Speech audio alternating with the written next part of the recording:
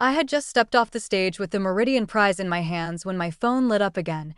64 missed calls, 211 messages, all from the people who once fed my future into a paper shredder. My father wrote, "We need to talk as a family." My sister wrote, "Please don't ruin me." And my mother sent only one sentence. I should have stopped him. My name is Avery Collins. Before the cameras, before the research grants, before the glass trophy sitting under stage lights in Boston, I was just a girl from Dayton, Ohio, who believed good grades could save her. I was 19 when I learned that some families do not destroy you with shouting. They destroy you with calm voices, clean counters, and decisions made before you enter the room. My father, Grant Collins, owned a small construction supply company. He liked numbers because numbers did not cry, argue, or ask for fairness. He used to say every choice was an investment. A house, a truck, a college fund, a child. My mother, Elaine, moved quietly through the house like she was afraid every floorboard had an opinion. She smiled when my father smiled. She lowered her eyes when he got sharp. She never threw the first stone, but she always stood close enough to watch where it landed. Then there was my younger sister, Sloane. Sloane was beautiful in the easy way that made people forgive her before she apologized. She could walk into a room late, spill coffee on someone's notes, and leave with everyone asking if she was okay. My parents called her sensitive, special, creative. They called me strong. That word followed me everywhere. Strong meant I did not need help. Strong meant I could wait. Strong meant Sloane got the new laptop because I could use the school library. Strong meant Sloane cried before dinner and my problems were discussed after everyone was tired. By senior year, I had built my life around one hope: college. I studied before sunrise. I worked at a grocery store after school. I filled out applications while my friends went to football games. I wrote essays at the kitchen table after everyone slept, keeping the screen dim so my father would not complain about the electricity. And then the letters came. Not one. Not two. 4. 2 full tuition offers. 1 research fellowship. 1 early placement in a biomedical science program that made my hands shake when I read it.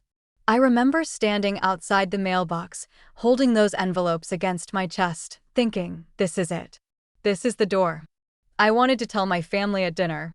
I wanted one normal moment where they looked at me like I had done something worth celebrating. Instead, I came home to a strange buzzing sound from the garage. The light was on. The door was half open. White strips of paper covered the concrete like dirty snow. My father stood beside the old paper shredder he used for company invoices. Sloane was sitting on the workbench, swinging one leg, holding my acceptance folder in her lap. My mother stood near the washing machine, both hands wrapped around a mug she had not drank from. For a second, my mind refused to understand what I was seeing. Then I saw my name, Avery Collins, sliced into ribbons. I stepped forward, but my father put one hand on the folder. "Do not make this dramatic," he said. I could barely breathe. "What did you do?" Sloane smiled without showing her teeth. "Dad called the offices. Some of the forms needed parent confirmation anyway.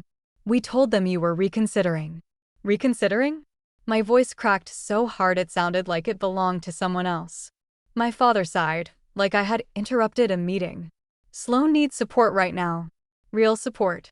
She got into that private arts program in Columbus, and it is not cheap. You have always been self-sufficient, Avery. You will find another way." Another way. He said it like my future was a side street. I looked at my mother. I waited for her to say something. Anything. Even my name. She stared into her mug. That was the moment I understood that silence can be a choice. It can have hands. It can hold you down while someone else takes what belongs to you. I grabbed the folder from Sloane, but there was almost nothing left. A corner of one letter. Part of a signature. The gold seal from the research fellowship, split through the middle. On the workbench lay my grandmother's brass letter opener. She had given it to me before she died, telling me I would use it to open important doors. Sloane had used it to open the envelopes before they destroyed them. I picked it up. My father reached for it. "Leave that," he said. I held it tighter. "No. It was the first time I had ever said that word to him and meant it. That night, I packed one backpack, 3 shirts, 2 pairs of jeans, a toothbrush, my grandmother's letter opener wrapped in a sock, $43 from a coffee tin under my bed. My mother stood in the hallway as I walked toward the front door. For one small second, I thought she would stop me. Not to trap me, but to save me. I thought she would say, "I am sorry." I thought she would say, "I will help you." I thought she would at least touch my shoulder. She whispered, "Your father is upset." That was all. So I left. The bus to Cleveland smelled like rain and old vinyl. I sat by the window and watched Dayton disappear in pieces. Gas stations. Dark fields. A church sign that said, "Grace is a gift." I almost laughed at that. I slept the first night in the bus station with my backpack looped around my arm. Every time someone walked past, I woke up. At dawn, I washed my face in a bathroom sink and stared at myself under the fluorescent light. I did not look brave. I looked 19. I sold the letter opener 2 days later. The pawn shop owner turned it over in his hand and offered me $80. I wanted to tell him it had belonged to my grandmother. I wanted to tell him it was supposed to open doors, not pay for a week in a room with a broken lock. But hunger makes some stories too expensive to keep. The room I rented was above a laundromat that ran all night. The walls hummed. The air smelled like detergent, coins, and someone else's cigarette smoke. The mattress dipped in the middle. The radiator coughed more than it heated. I found work anywhere that would take me. Mornings, I served eggs at a diner near the courthouse. Afternoons, I folded sheets at the laundromat downstairs. Nights, I answered calls for a medical billing company where people cried over invoices they could not pay. I learned to say, "I understand," while knowing I did not have enough money for dinner either. I contacted the colleges. Some were polite. Some were cold. One woman told me deadlines were deadlines, even when I explained that my family had declined the offers without my consent. Another said I could reapply next year. Next year sounded like a country I could not afford to reach. There was one night when everything broke. A man at the diner yelled because his toast was cold. He shoved the plate so hard coffee spilled down my apron and onto my shoes. My manager told me to smile more because customers did not come there for attitude. I walked home with wet socks in February. The laundromat machines were shaking the floor under my room. I opened my backpack and found an old family photo tucked between 2 notebooks. My father had his hand on Sloane's shoulder. My mother was leaning toward them. I stood at the edge of the frame, smiling like I had been invited into my own life. I tore the photo once. Then again. Then again. I did not cry because they had hurt me. I cried because a part of me still wanted them to notice. That was the part one had to bury first. Tessa Monroe found me 3 weeks later sitting behind the laundromat counter with a biology textbook open, beside a basket of towels. Tessa worked evenings. She was 30, sharp-eyed, and allergic to nonsense. She had bright red glasses and a habit of telling the truth like she was handing you a clean towel. "You read that for fun?" she asked. I said I used to have plans. She did not ask in a soft voice. She did not tilt her head like pity was leaking out of her. She just sat down and said, "Plans can be rebuilt. Show me what burned." I told her everything. Not all at once. The first night, I told her about the scholarships. The second, about the shredder. The third, about my mother in the hallway. Tessa listened without trying to fix the story too quickly. Then she brought a notebook. "We are going to make a list," she said. "Every teacher who liked you. Every program with late admission. Every community college transfer path. Every financial aid office that has one human being left inside it." That notebook became my first map. Tessa helped me request transcripts. She stood beside me while I called my high school counselor. She made me eat soup when I forgot meals.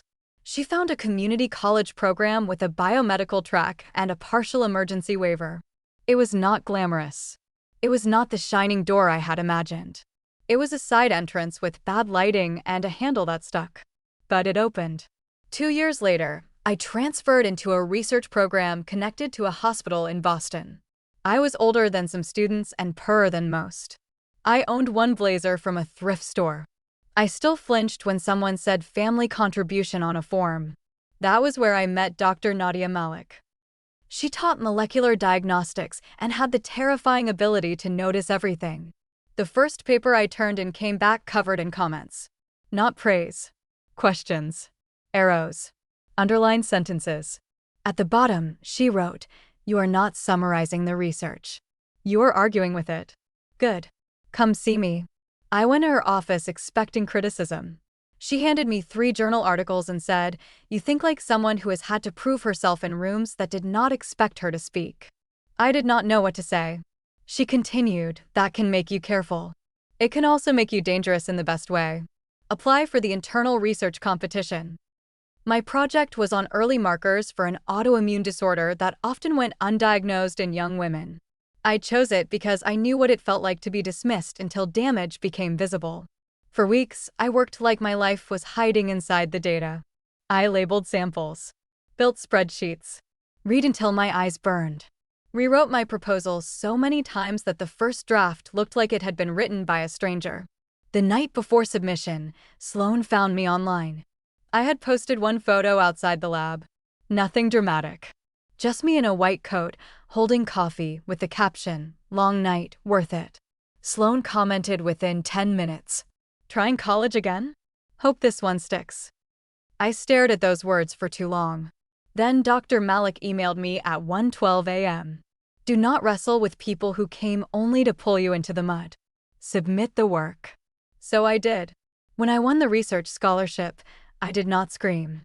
I sat on the floor of my tiny apartment and pressed my hand over my mouth because joy felt unfamiliar. Then I called Tessa. She answered, "Did we win?" "We." That word healed something in me. The next few years moved fast and slow at the same time. Lab work is not cinematic. It is failure in clean gloves. It is machines beeping at midnight. It is months of results that mean nothing, then one pattern that makes the whole room go quiet. Our research began getting attention. Small at first, then bigger. A regional conference. A foundation grant. A co-authored paper.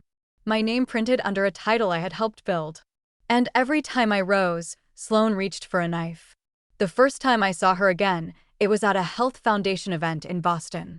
She was wearing a cream-colored dress and a smile that had fooled better people than me. Her name tag said Sloan Collins, founder, Lumawell Events. She had turned herself into a wellness entrepreneur. When she saw me, her eyes widened for half a second. Then she hugged me in front of 3 donors. Avery, my brilliant big sister. Her perfume hit me before her arms did. She told everyone we came from a family that valued education. She said my parents had always encouraged my science dreams. She even touched my elbow like we shared memories that did not exist. I let her talk. Then one donor smiled and asked, "Were you too close growing up?" Sloan opened her mouth. I said, "Not exactly." The last major family decision we shared involved my scholarship papers being run through a shredder so her tuition could be paid instead. Silence moved through the circle. Sloan laughed too loudly. "Family drama, right?" "No," I said. "Family history." After that, she stopped pretending in private. "You humiliated me," she hissed near the coat check. I looked at her and realized something strange. I was not afraid of her anymore. I said, "I described you." The second attack came months later, before my first major conference presentation. Anonymous posts appeared online claiming my research came from private family discussions and that I had exaggerated my story for sympathy. The wording was pure Sloan. Polished enough to sound concerned. Cruel enough to bruise. Old Avery would have panicked. Old Avery would have called, begged, explained, cried. New Avery made a folder. Draft timestamps. Lab access logs.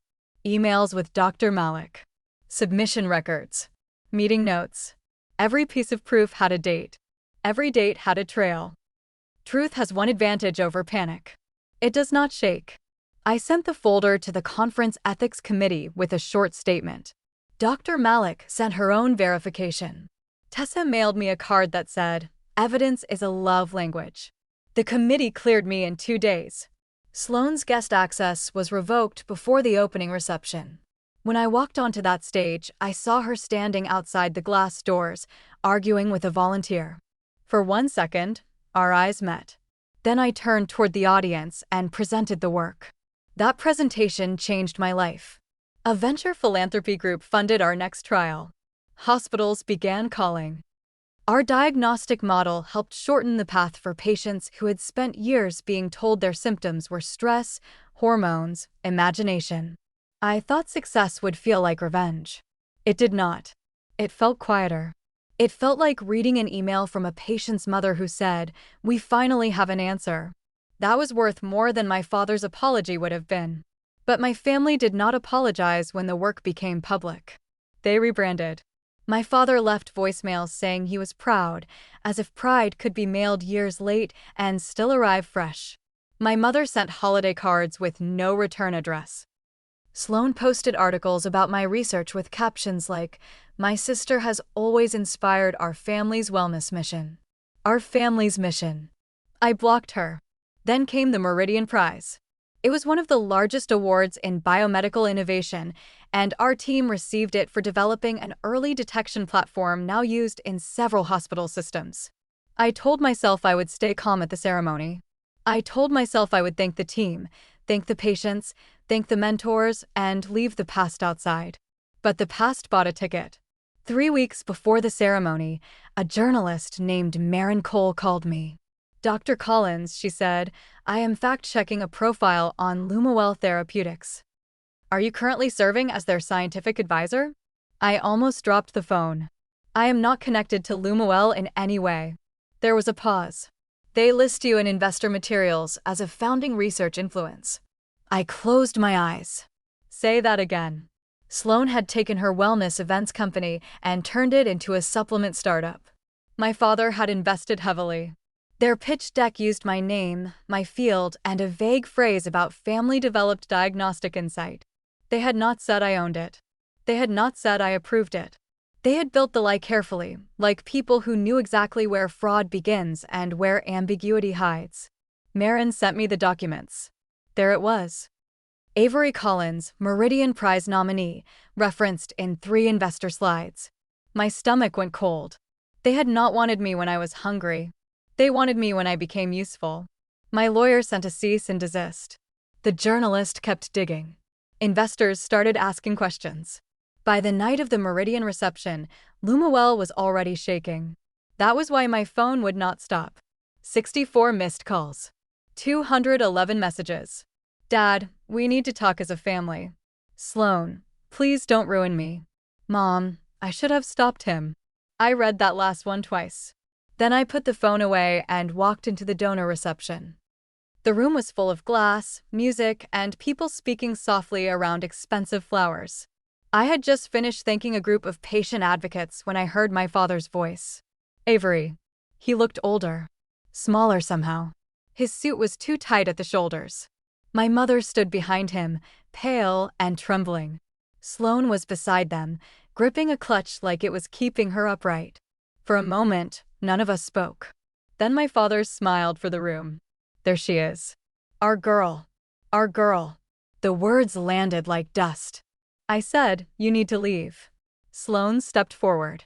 "Avery, listen to me. The company is not what they're making it sound like. We just need a public clarification. One sentence from you. Say you were aware of the concept. Say this is a misunderstanding." "Was I aware?" I asked. She swallowed. My father lowered his voice. "Do not destroy your sister over paperwork." "Paperwork." I almost laughed. "You mean like scholarship paperwork?" His face hardened. "That was years ago." "Yes," I said. "And you have been spending those years trying to make it profitable." My mother began to cry silently.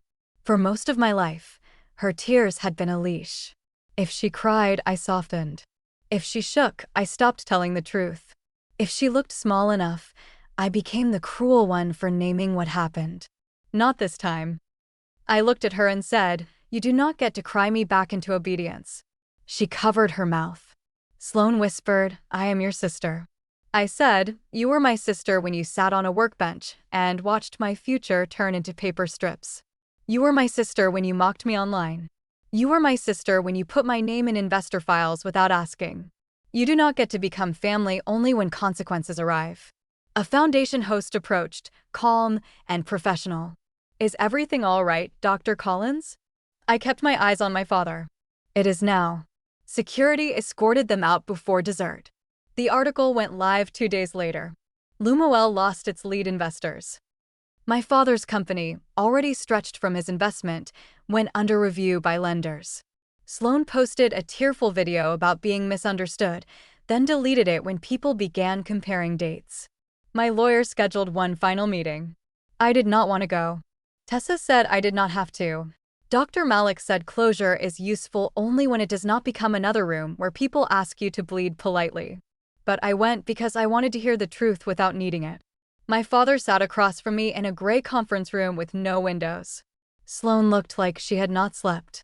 My mother held a tissue shredded soft in her hands. My lawyer placed the documents on the table. My father admitted he had approved the investor language. It was not meant to hurt you, he said. It was meant to help the family. That sentence was the whole story of my childhood. Help the family had always meant sacrifice Avery. Sloan cried next. I was jealous, she said. You always made everything look easy. Everyone knew you were going to leave.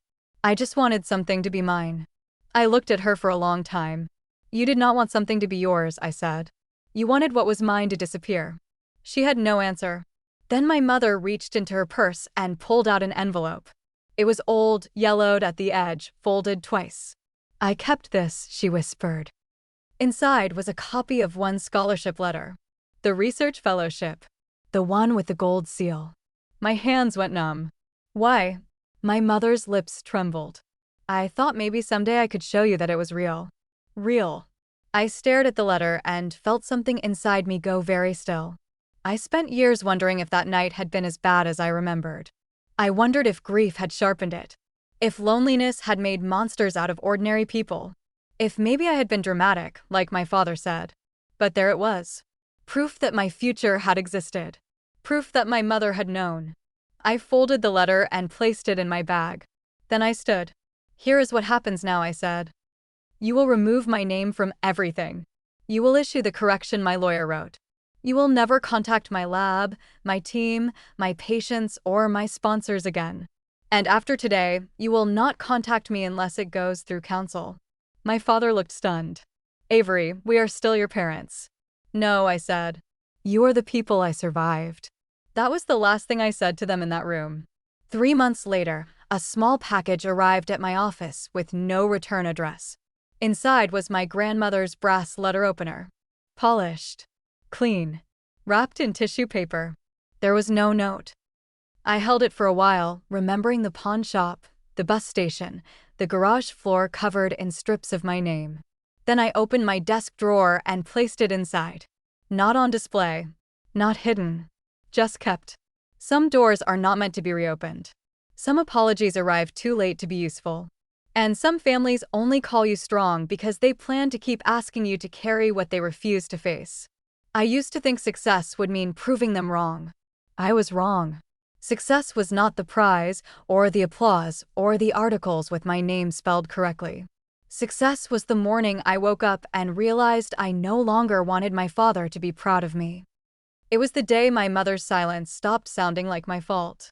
It was the moment my sister's jealousy became her burden, not mine. I still believe in family. I just do not believe blood gives anyone the right to keep hurting you. The people who became my family did not shred my future to see if I could survive it. They handed me tape. They handed me soup. They handed me articles with impossible words and said, try again. And I did. So if you are listening to this from a room where everyone calls you strong because they do not want to help you, hear me clearly. Being strong does not mean staying where you are being broken. Sometimes strength is packing one bag. Sometimes it is starting over with $43. Sometimes it is keeping records when people call you dramatic. And sometimes it is holding the door open just long enough to say, no more.